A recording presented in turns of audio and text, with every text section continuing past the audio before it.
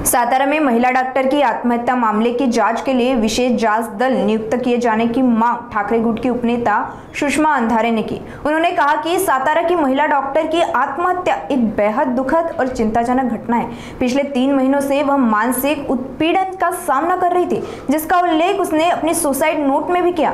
सुषमा अंधारे ने सवाल उठाया कि आत्महत्या करने से पहले क्या उसने अपने वरिष्ठ अधिकारियों से इस संबंध में शिकायत की थी? अगर शिकायत की थी तो उसकी शिकायत का जायजा क्यों नहीं लिया गया? ये चर्चा और जांच का विषय होना चाहिए। खरं तर ही घटना अत्यंत दुर्दैवी आहे आणि तितकीच चिंतनीय आहे। एखादी महिला अधिकारी आत्महत्येपर्यंतचं अगतिकतेचं पाऊल उचलते, त्याला कारण असणारी परिस्थिती फार महत्त्वाची आहे। 3 महिन्यापासून संबंधित महिला ही एका मेंटल टॉर्चरला, असॉल्टेशनला सामोरी जात होती आणि त्याचे उल्लेख तिने आपल्या सुसाईड नोटमध्ये सुद्धा केलेले आहे।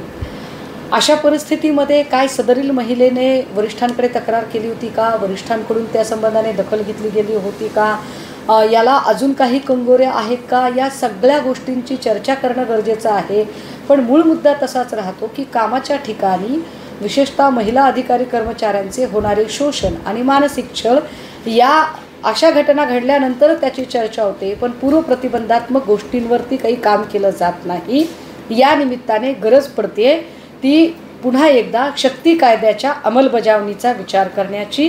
दुसरं असं की जे विशाखा समिती आहे, या विशाखा समितीच्या वर काम करणारे जे लोक आहेत ते प्रशासकीय महिला अधिकाऱ्यांच्या संबंधाने त्यांच्या भूमिका आणि त्यांच्या कार्यपद्धती याचा परत एकदा फेरविचार करण्याची आमची मागणी असेल की या प्रकरणात फक्त बनकर किंवा बदने अशा अधिकाऱ्यांवर नुसती कारवाई करून चालणार नाही, तर एकूण सगळ्या प्रकरणाचा सखोल तपास होण्यासाठी याची स्वतंत्र SIT नेमली जावी आणि विशाखा समिती तथा प्रशासकीय क्षेत्रामध्ये कामाच्या ठिकाणी महिलांच्या होणाऱ्या अन्याय अत्याचाराच्या ज्या घटना आहेत, या घटनांच्या संबंधाने कायद्यांची अधिक कडक अंमलबजावणी